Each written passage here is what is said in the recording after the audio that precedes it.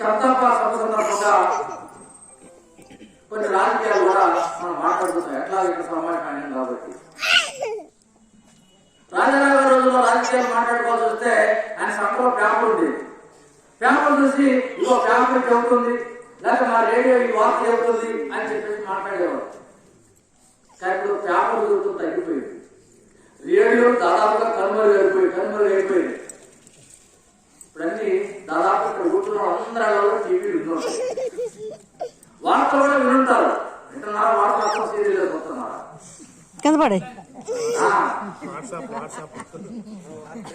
టీవీలో వార్తలు కూడా చూస్తున్నారు. ఆ వార్తలు చూస్తుంటే అనేక విషయాలు దృష్టికి వస్తున్నాయి.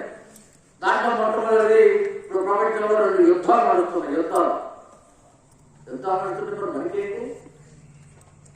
ఎరుపాలనం భీమవరంలో యుద్ధాల గురించి మన గురించి మాట్లాడుకోవాలి. ఆ యుద్ధ ప్రభావం